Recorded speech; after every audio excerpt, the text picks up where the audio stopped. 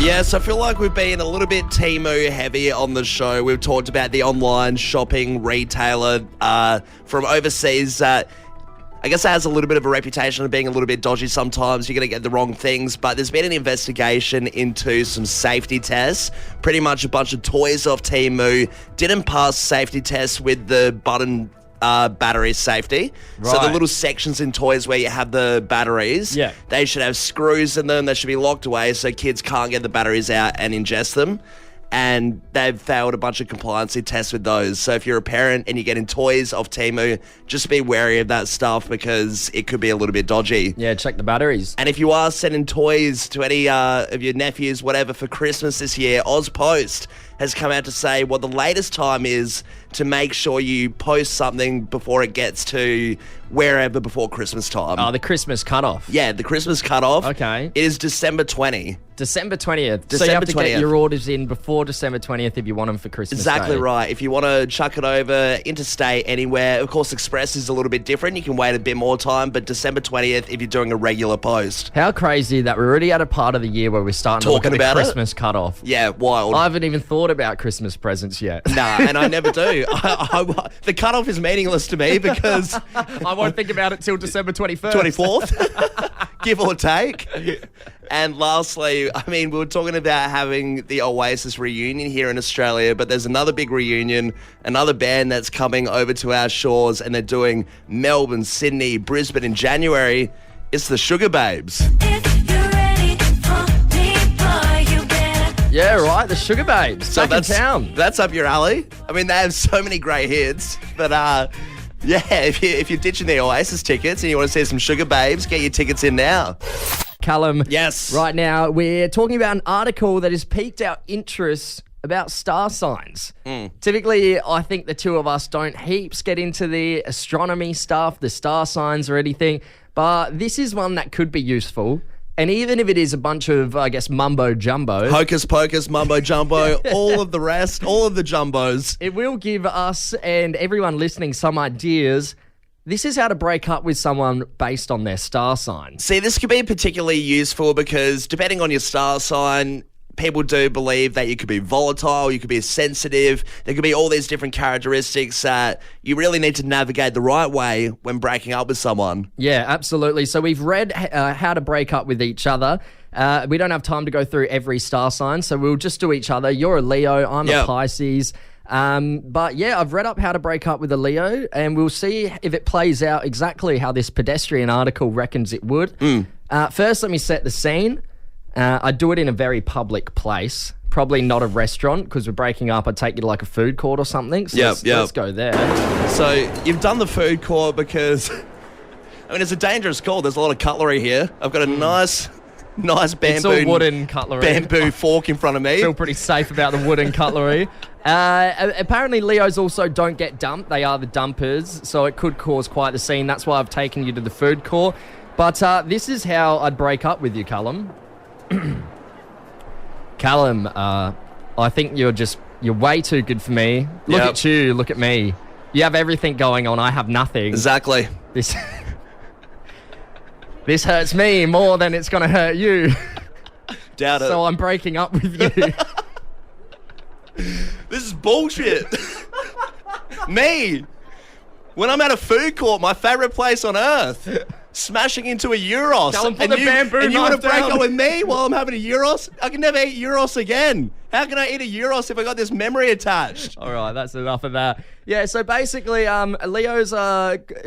They're very petty, and when their ego's bruised, so they'll throw insults at you as you're breaking up with them, it says. So Jerk. That pretty much went exactly how I imagined it would. Yeah, so Leos also love a gyros infamously. Yep. As per the star chart. So you're a Pisces. Yes, I am. Now, the go with Pisces is that they are a little bit on the sensitive side. Okay. And when you break up with them, it's almost like a ticking time bomb. You could hit the wrong wire, and if you say the wrong thing, it's all done for. So let's break up. Cue the Skinny Love.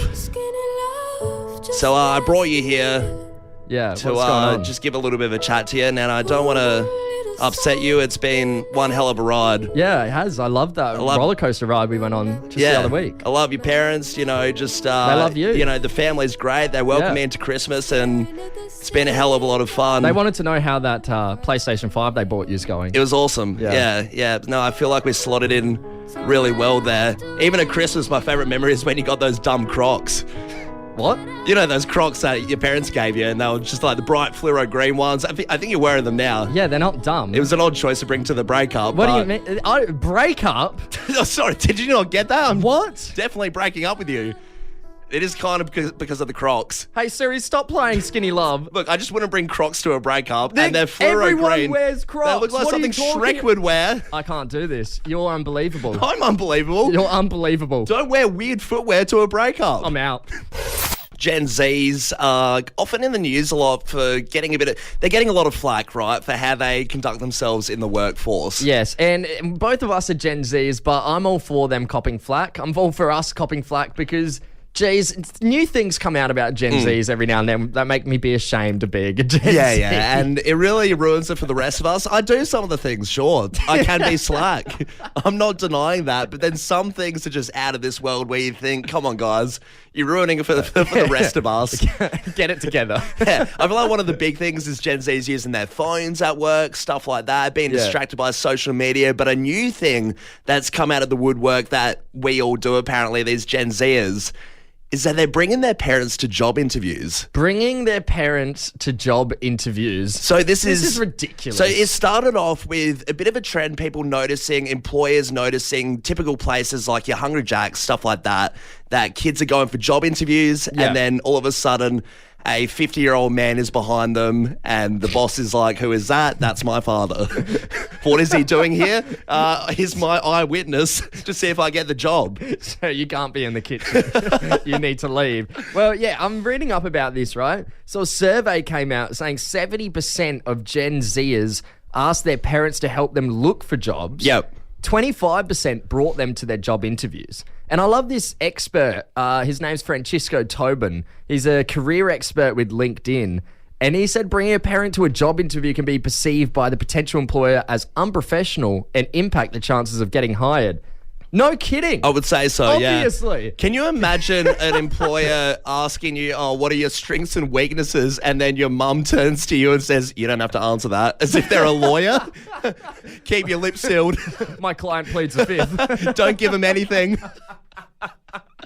Have you had any previous employment? Don't answer that. Yeah. But now they're starting to notice that not even with your fast food and quick and easy casual jobs like that, they're starting to see even nurses bringing their graduate nurses that have done a uni degree. A few of them have been seen to bring their parents for a job interview there at the hospital.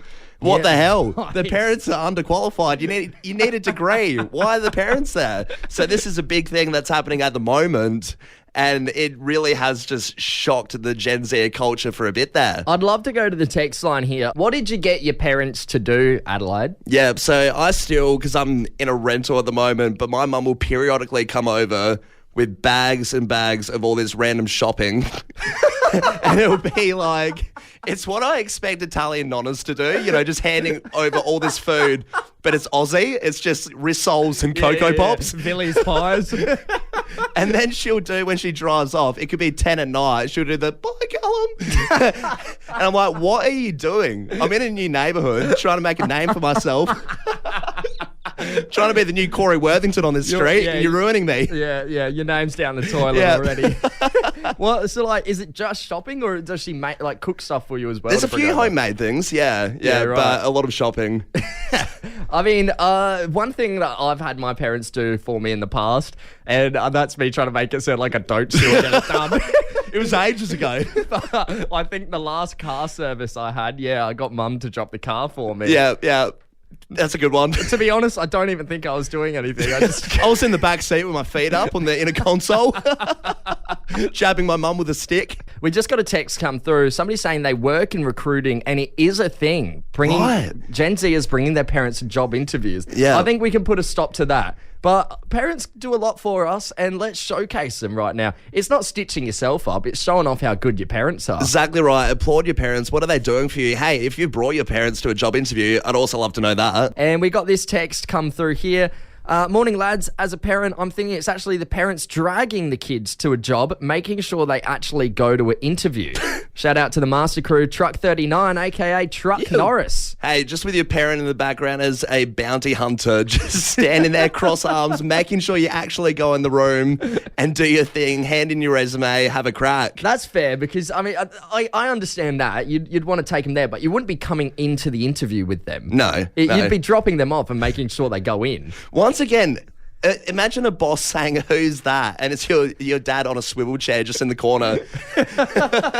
Don't worry about him. Looking through brochures. Got this one here. My wife drives our 18-year-old son to and from work every day, 5 to 6 days a week, so we can prolong him from getting his P plates. Jeez, I did Don't that for trust him behind the wheel.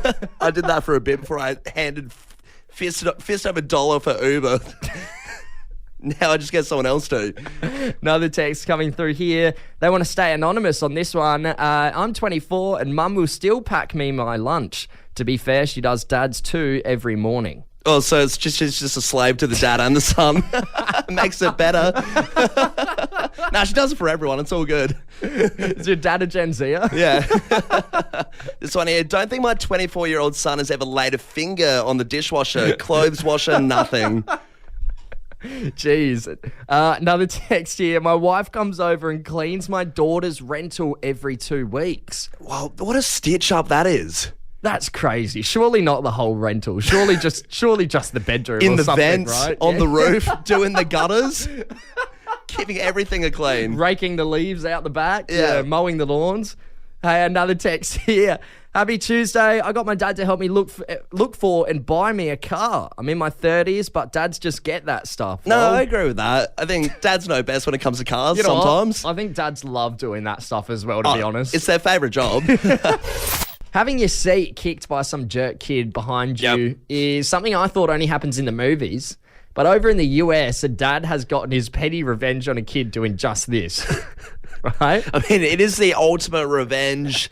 You talk about annoying kids on planes, but no one ever really does anything. No, You just there's not kind of much you can do because at the end of the day, they're just kids. Yeah, So exactly. you just have to put up with it. have to be a little bit polite. Maybe you'd say something to the parents, but where did this eventuate? What happened? All right, so they were flying from India back to the US. Yep. And that's about a 15-hour flight on average, right? So it's a hefty one.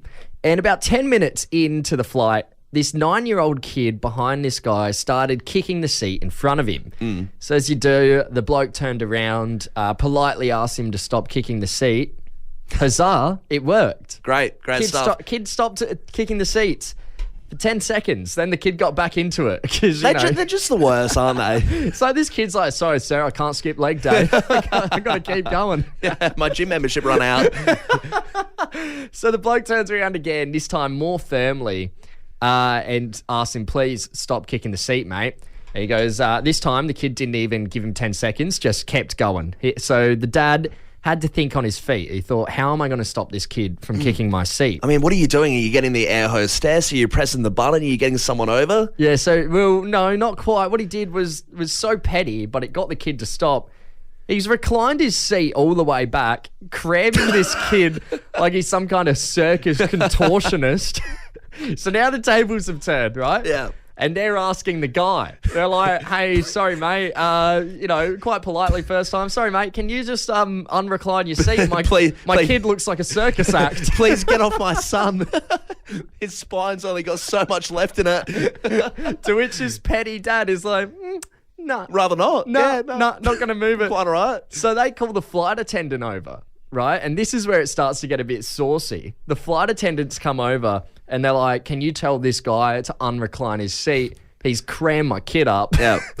And the flight attendant has seen everything that's unfolded, seen that this kid has been going hell for leather on the back seat of this guy's seat.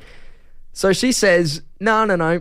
He's actually completely within his rights to recline the seat. Wow. So Yep. this family just had to take it, and this kid had to stay like a circus act for a whole hour before this dad decided that's An hour. enough. An hour is huge. A whole hour of having this seat reclined into this kid, and then he thought, I reckon he's learnt his lesson now. I also picture everyone on the plane just chanting the guy's name and clapping. You know, this maverick that's like gone and done everything that we've thought about doing before, but no one's had the balls to do it. There you go. So if next time you're on a flight and you've got some kid just, bashing the back of your seat with their feet, just start reclining. Just put him in a human garbage compactor and see what happens.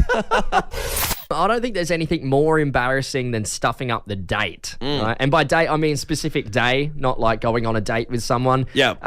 Whether you forget a birthday, an anniversary, whatever it may be. And a mate of ours hit a real doozy last week. She's a teacher. She was on school holidays last week. And she booked a bit of a staycation for her and her partner. It was up at Clare. And Clare's about a 2-hour drive away. It's a decent hike for sure. Yeah, so they drive up to Clare, takes 2 hours, they get there, they go into the accommodation that they booked. Everything's going well until they realise that they stuffed up the dates. They got the day correct, just the wrong month. See, this is where if you're a disorganised person, you need it in your Outlook calendar, you need it in your phone calendar, and you need someone on standby, a wake-up call person to tell you what's happening that day. Yeah, and the worst part about it, I think, is that this place that they were staying, they actually had no rooms left. So they had no other choice. They had to turn around and drive back to Adelaide. Imagine being the partner, right? Thinking, oh, wow, how good. My partner's booked me a nice relaxing staycation. We're going to get away for a couple of days, go up to Clare. It's going to be great. And your relaxing staycation just turns into a 4-hour drive. Yeah. At that point, do you just try and say, look, I never had accommodation booked. This is a driving holiday.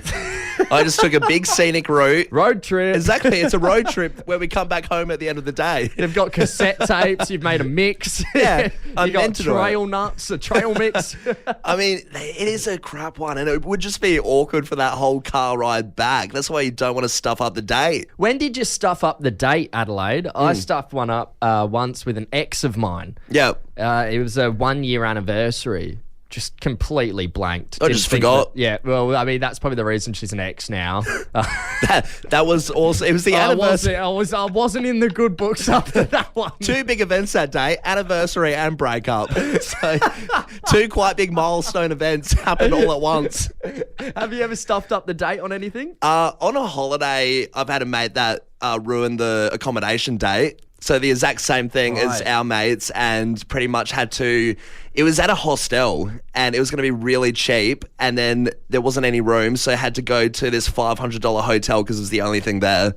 So I was very pissy that all of a sudden I had to fork out all this money for one night because this idiot didn't look at the dates properly. Well, I've had another one as well, actually, just popped into my mind, where back when I was working at the pub, my auntie was getting married. And as I booked in the time off, I booked in a weekend too far away. It was one weekend too far. Yeah. So there was no real, I don't know if I ever got a letter or anything, to be honest. So I booked in the wrong date and then I couldn't go to the wedding. See, a wedding is, when you get to wedding level, that's when you don't want me to stuffing up those dates. The worst part is I RSVP'd and everything. So I knew it was coming. It looks like I just didn't want to go. Imagine if you just talked to the person who, I guess, was organising the house or wherever you are for the staycation. You're just like, no, I'll just park my car at the front. I'll sleep it off. So you have these random people in the accommodation looking at you just parked out the front, just bunking it in your car. Coming from a bloke who doesn't drive, 2 hours is not time to have a nap in the car. I mean, sleep overnight, just then hop in the accommodation the next day. No, it was booked out. It was booked out. That's why they had to go home. That's what I'm saying. Just sleep out the front, park somewhere nearby, and then in the morning you can hop in the accommodation. There was no accommodate. What part of booked out? Don't you understand? I'm saying they're sleeping in the car, and then in the next morning when it's not booked out, they can go in the accommodation. It was booked out. That's what I'm saying. They're sleeping in the car. It was booked out for the entire week. That's why for the whole week. Yeah, that's why they didn't go back up. I thought it was one day. No, they cancelled the whole thing. All right, I thought it was one day, so I was like, just do it the next day. No one's doing that either. Like at most, if you book the next day, you just drive back home and sleep in your home. It's only 2 hours. It's an insane It's far enough to be annoying, but it's not far enough to be like, camp overnight. Can't drive home. I'm going to have to camp in the car. It'd be an insane call, but I'd like to see someone do it. What? Let's get into the text. When did you stuff up the day? Happily. Adelaide? I'll happily get Somebody's into the text. texted through here saying, "Morning, boys. I stuffed up last year thinking a Thursday was actually a Friday. So I went home early thinking I'd get stuck into the weekend early. Got a call from my boss who's screaming at me over the phone that I missed a very important meeting with a very important client. Had to make up a dentist appointment to get out of it." Geez, making up a dentist appointment is the staple. That is the worst when you think like it's a day after. Yeah. When you're like, oh, it's Friday already, but it is a Thursday. Yeah, exactly. Worst feeling when someone tells you. Pretty common too. This one here I would say is a bit less common. My son didn't remember my birthday, so I didn't go to his engagement party. Bit ruthless, but I don't care. From Brian. Bit ruthless, right? Brian. It sounds a bit petty. Brian, you're like, I feel like if you're the dad, you can't be that petty. Hey, someone's texted in here saying, "I missed my flight to Europe. Think it was 5 p.m., not 5 a.m. Whoa, jeez. A lot of money to lose there too. Yeah, that's an That annoying sucks. one. This one here is quite weird. My wife and I have a chalkboard tally of who forgets our anniversary. So far, she's forgotten one more than me. The score is 4-3. So I'm in the good books for a bit from Anthony. Can you imagine going over to a dinner party there? Nice vase, decor's great. What's the chalkboard for? Oh, that's how we remind each other who's the jerk in the relationship who doesn't remember the anniversary. Oh man, at that point, if you're each forgetting the anniversary that much, at that point, do you just give up on it? I'll give up on the marriage. Not the marriage. just Snap the chalkboard in half. Who cares about the anniversary day? Treat every day like an anniversary. Hey, let's wrap things up with this text. I missed my dog's first birthday and my mum didn't speak to me for a week. So obviously the dog is the prize The favourite child. Yeah. Callum, you told me and a couple other people around work yesterday something kind of crazy. We were talking about, coming in the mornings. And obviously most of us drive. You're without a license. So we asked, Callum, what do you actually do on your way in? Because, no pun intended, it's pretty radio silence from you. We don't hear from you till you rock up. Yeah, I mean, ironically... You don't ever rock up with any trending or any news articles. That's a wild statement, to be fair.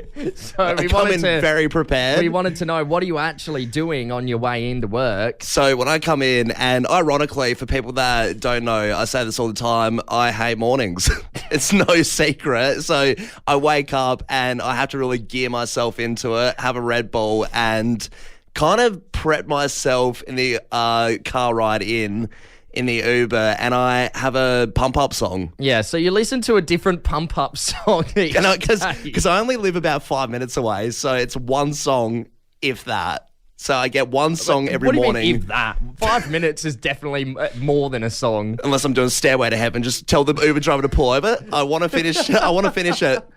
Let me get through the guitar solo. I want to know, you've come in quite jovial this morning, so I want to know, what were your pump-up songs? So the pump-up song I started with was PYT, Michael Jackson. I want to love you, pretty young thing. You need some Right. Is this sort of how you see yourself, a pretty young thing? Yeah, it makes me feel like I'm pumped you up about the song. Glowing up in the morning, yeah. bit of a strange one, hearing a bit of Michael Jackson on the way in. But what? So you listened to 2 this morning? Yeah, so I listened to 2 because the MJ... There's your 5-minute thing out the window. The MJ was not doing it for me, so I had to half. I cut it off halfway through, and I was like, this is a little too relaxed. So I chucked this on. It's called Calculate. The equations were just too big to calculate.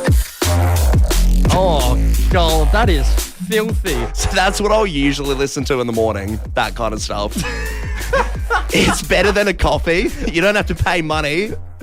Oh, It really gets you in the gear to just run in. Does it? Give the day a go. That makes me terrified for the day. I reckon it makes the driver terrified for the day when he hears it coming out of the headphones as well. How loud are you listening to This it? guy is insane.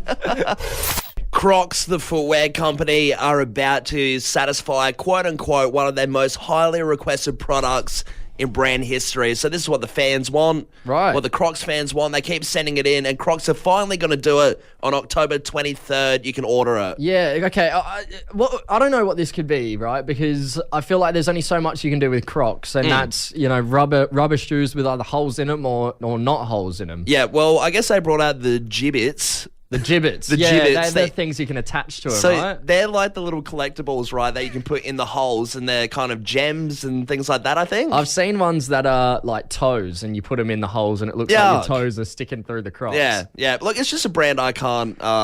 You don't get around the Crocs? I've never got a pair. I feel like they're coming back into fashion, but I've just never got around it. So, fun fact about me and Crocs. We got investments in it.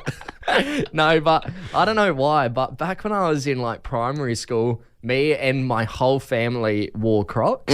yeah. I don't know what happened, but one of us got Crocs and then another one got Crocs, and then sooner or later, within a week, all four of us would wear Crocs just around the house, never outside of the house, but yeah, all around the house, maybe to the beach. Yeah, so it was like an infection that just went through your family one by one. Well, the worst part is it was back before Crocs were cool. Crocs were seen pretty uncool back then. Oh, so it was like your family was in witness protection trying to lay low in the house. You wouldn't ever go outside in public with the Crocs. We were in hiding, yeah.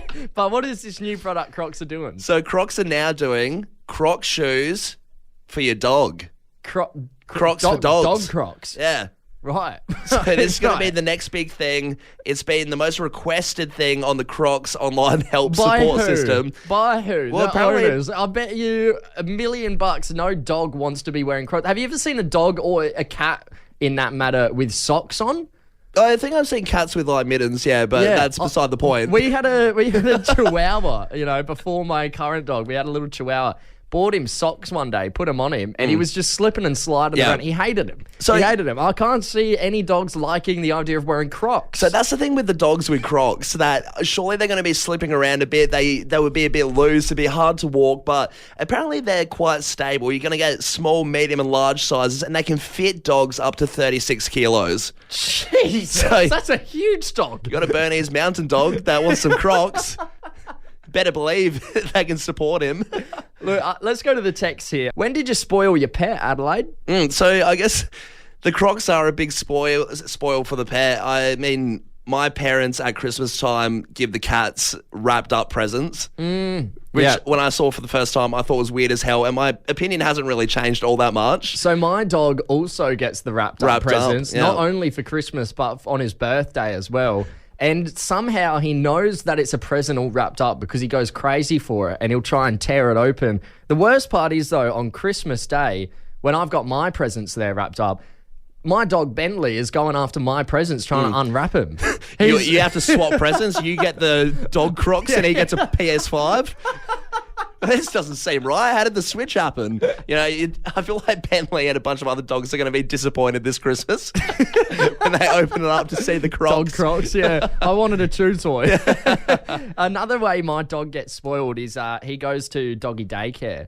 And on his birthday, my parents will set up little birthday parties for him. So he's had a luau. He's had... The idea of a luau is completely ridiculous. What, they're in Hawaiian shirts eating a pig roast spit? They get those little things, the flower necklaces you put over your neck. What I can't think of what they're called. But yeah, he gets like that. All the dogs get them. They get little hats. Some of them even wear little tutus. Yeah. Are there any? They also get their own cake. They get a whole cake for themselves to share. Do you reckon there's any Hawaiian dog breeds at that party thing? And geez, this is a bit insensitive. Kind of dog appropriation going on here. I wasn't even invited to the luau. And I'm Hawaiian. So we've gone to the text line here. When did you spoil your pet? How are you spoiling your pet? Adelaide got this one come through here. On a hot day like today, I'll share my ice cream or ice block with my dog. Her name is Lola and she loves it sick. Good. Loves it sick. Don't want to see what that dog does to an ice cream. And also, are you doing like the Kath and Kim, like when Brett's sharing the ice cream? Are you going back for it after Lola, the dog's licked it, or are you just giving him the end? Yeah, you wouldn't want it to be that way. This one here, my mum stopped buying proper dog food and started cooking him meals similar to what we'd be having for dinner on that night. It's insane how spoiled he is. I had a mate who did that as well, and they'd literally give the dog steak, like a nice cooked steak that the whole family were eating, so they get extra for the dog. That's insane. Just get a bit of my dog. Does the trick. Won't know the difference. Hey, Jacinta's texted in here saying, I give my cat mani-pedis and 20-minute long massages twice a week. 20 minutes is 20 minutes too long for a massage on a cat. Yeah, the cat's what's even like that. What's a cat massage? Are you just patting the cat? What distinguishes a massage from just having a lap cat and you're just stroking it while watching the TV? It makes me think of, have you seen those dog chiropractors? Where they like crack the dog's back and the dog's necks and stuff, and they just like... Wild stuff. Oh, it looks great. This one here. So my partner would take our dog Sid to Pet Barn and let him pick out the treats and toys he wants. It's insane. He points for that one.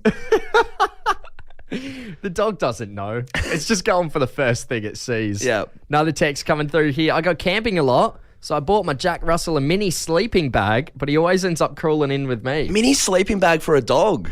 I didn't know they existed. Yeah, that's a There you weird one. go. This one here. My boyfriend forgot to pick me up and go to the beach. He then uploaded pics of him and his Labrador in the water at Semaphore. He loves that dog more than me. From Sarah. Sounds like he's trying to ditch. Did he forget? Let's wrap things up with Michael, who's texted in. There's been a few times I've come to bed and our massive husky is sleeping next to my wife. He's too big to move, so I've hopped on the couch. Having an altercation with the dog. Get your hands off my wife.